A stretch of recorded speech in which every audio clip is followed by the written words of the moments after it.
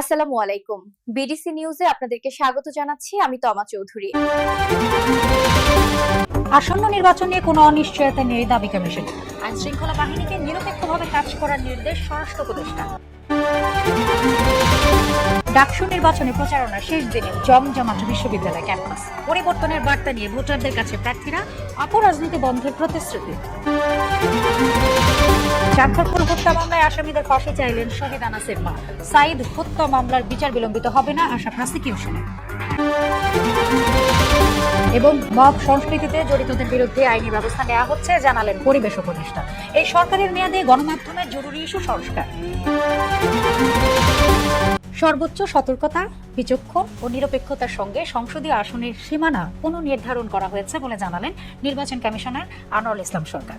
দুপুরে সাংবাদিকদের সঙ্গে আলাপকালে নির্বাচন নিয়ে কোনো অনিশ্চয়তা নেই বলেও দাবি করেন তিনি। নির্বাচনী পরিবেশ শতভাগ অনুকূলে আছে বলেও এ সময় জানান ইসি আনোয়ার। এমআর আসাদের রিপোর্ট।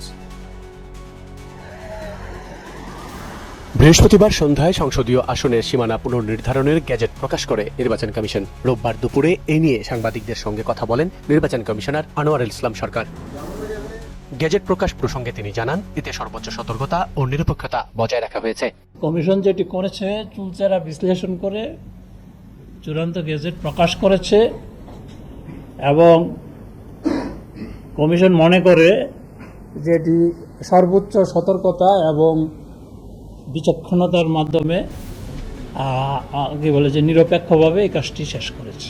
সীমানা ইস্যুতে ইসির সিদ্ধান্তের বাইরে যাবার আইনি সুযোগ নেই বলেও জানান ইসি আনোয়ার। আইনের ভাষায় তো কোনো লাভ আছে বলে আমি মনে করি না। নির্বাচন নিয়ে কোনো অনিশ্চয়তা নেই উল্লেখ করে চলতি মাসেই নতুন নিবন্ধনের আবেদন করা রাজনৈতিক দলের তালিকা প্রকাশের ইঙ্গিত দেন তিনি। নিবন্ধন দেওয়ার সিদ্ধান্তে আসি তখন তাদের এটা একটা বিজ্ঞপ্তি জারি হবে এই কারণে যে এই নামটার বিষয়ে অন্য কোনো দলের আপত্তি থাকতে পারে, এই নামে অনুরূপ নামে আরেকটা সংগঠন থাকতে পারে। আমরা তো কি বলে ভোট না হওয়ার মতো প্রতিকূল তো কোনো অবস্থা এখন পর্যন্ত আমাদের কাছে মনে হচ্ছে না।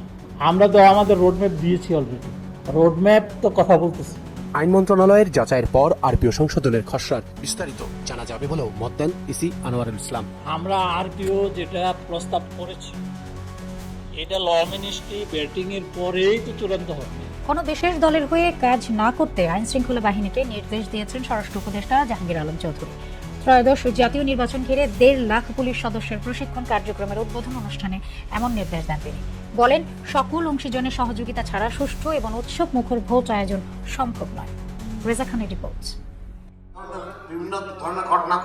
ত্রয়োদশ জাতীয় নির্বাচন সুষ্ঠু ও নিরাপদ করতে 1.5 লাখের বেশি পুলিশ সদস্যকে বিশেষ প্রশিক্ষণ দেয়া হচ্ছে। এজন্য দেশ জুড়ে 130টি ছোট ও 4টি বড় প্রশিক্ষণ কেন্দ্র প্রস্তুত করা হয়েছে। প্রশিক্ষণ কার্যক্রমের আনুষ্ঠানিক উদ্বোধন করা হয় রাজারবাগ পুলিশ লাইনসে। আইজিপি বাহারুল আলম বলেন, এবারের নির্বাচন পুলিশের জন্য অগ্নি পরীক্ষা, সেখানে নিরপেক্ষতা বজায় রাখতে হবে।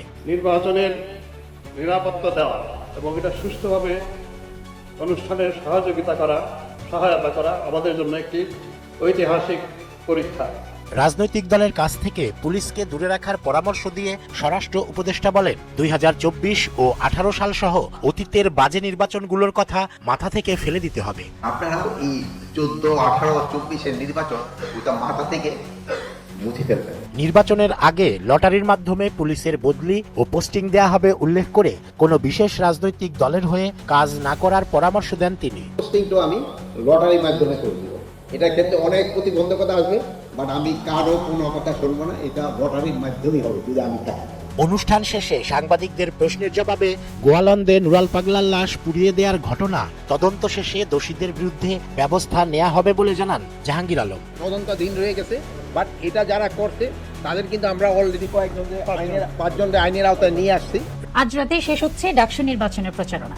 শেষ দিনে উৎসব মুখর পরিবেশ বিরাজ করছে বিশ্ববিদ্যালয় ক্যাম্পাসে। পরিবর্তনের বার্তা নিয়ে প্রার্থীরা যাচ্ছেন ভোটারদের কাছে, দিচ্ছেন প্রতিশ্রুতি আর নানা কর্ম পরিকল্পনা। ভোটাররা উল্লসিত। এদিন ছাত্রদল সমর্থিত প্যানেলের শপথ অনুষ্ঠিত হয়।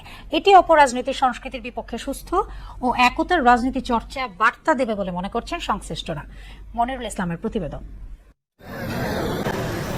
একদিন বাদেই ঢাকা বিশ্ববিদ্যালয়ে বাজবে ভোটের ঘণ্টা। তারুণ্যের গণতন্ত্রের এ লড়াই যেন দিচ্ছে আগামী নেতৃত্বের বার্তা। দিনভর প্রচারণায় ব্যস্ত সময় পার করেন প্রার্থীরা। নান্দনিক প্রচার কৌশলে ভোটারদের কাছে টানার চেষ্টা করছেন তারা। এদিকে ভোটাররাও নতুন নেতৃত্ব নির্বাচনে মুখিয়ে আছেন। ডাকসু আমাদের নতুন বাংলাদেশ করছে, এখন এই ডাকসু, নতুন বাংলাদেশের ডাকসু যদি একটা বেড আর একটা টেবিল দিতে পারে তাহলে এটা ঠিক আছে। পলিটিক্যালি কোয়েশ্চেন করার আমার মনে হয় এই মন মানসিকতাটা ডেভেলপ করছে, যেটা অনেক ভালো একটা সাইন আমি বলবো।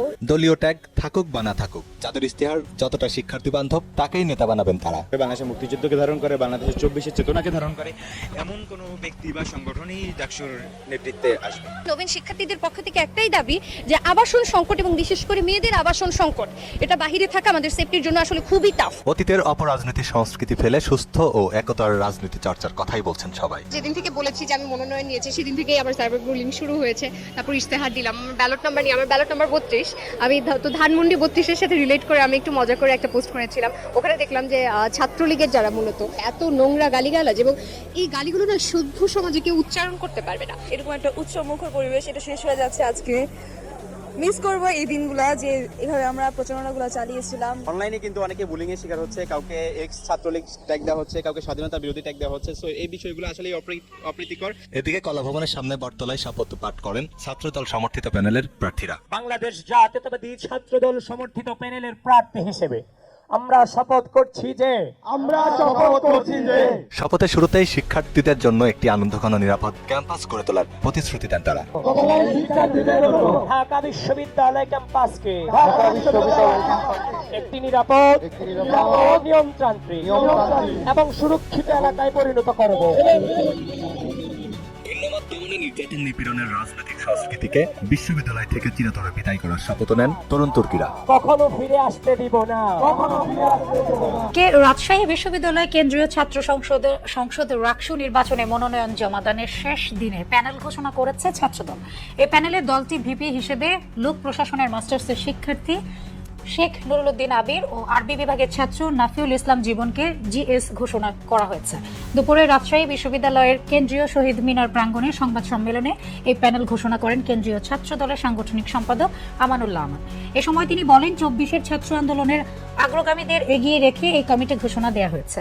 এদিকে কিছুক্ষণের মধ্যেই প্যানেল ঘোষণা করবে ছাত্র শিবির। চাংখারপুল হত্যা মামলায় শেখ হাসিনা, আসাদুজ্জামান খান কামাল ও চৌধুরী আব্দুল্লাহ আল মামুনের ফাঁসি দাবি করেছেন শহীদ আনাসের মা। এদিকে সাক্ষ্য গ্রহণের কারণে শিক্ষার্থী আবু সাইদ হত্যা মামলার বিচার কাজ বিলম্বিত হবে না বলে জানিয়েছেন আন্তর্জাতিক অপরাধ ট্রাইব্যুনালের প্রসিকিউটর। রেজা খানের আরেকটি রিপোর্ট।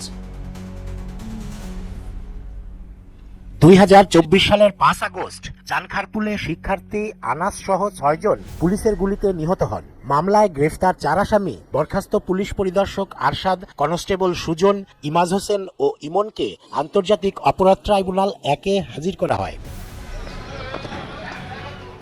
ট্রাইব্যুনালে চানখারপুল হত্যার হৃদয় বিদারক বর্ণনা দিয়ে শেখ হাসিনা, আসাদুজ্জামান খান কামাল ও চৌধুরী আব্দুল্লাহ আল মামুনের ফাঁসির দাবি জানান শহীদ আনাসের মা। উনি সাবেক প্রধানমন্ত্রী, সাবেক স্বরাষ্ট্রমন্ত্রী, সাবেক সেতুমন্ত্রী ওবায়দুল কাদের, সাবেক আইজিপি এবং তৎকালীন এখানে পুলিশের যারা কর্মরত ছিলেন, ডিএমপি কমিশনার, উপকমিশনার, সেখানকার একজন ইন্সপেক্টর এবং 3 জন যারা সরাসরি গুলি করেছে কনস্টেবল, তাদের নাম উনি উল্লেখ করেছেন। উনি বলেছেন যে আমার সন্তানকে যেভাবে হত্যা করা হয়েছে সেই হত্যার বদলে আমি আসামিদের হত্যা চাই, মানে ফাঁসি চাই, উনি এটা বোঝাতে চেয়েছেন। এদিকে রংপুরে শহীদ আবু সাইদ হত্যা মামলায় গ্রেফতার 6 আসামিকে আন্তর্জাতিক অপরাধ ট্রাইব্যুনাল 2-এ হাজির করা হয়। এদিন 3 সাক্ষীর সাক্ষ্য গ্রহণ করেন আদালত। আবু সাইদ হত্যার টেলিভিশন সম্প্রচারের সত্যতা ও সুরতহাল প্রতিবেদন সম্পর্কে সাক্ষীদের জেরা করা হয়। বারবার সাক্ষ্য গ্রহণের ফলে ট্রায়াল বাধাগ্রস্ত হবে না বলে জানান প্রসিকিউটর।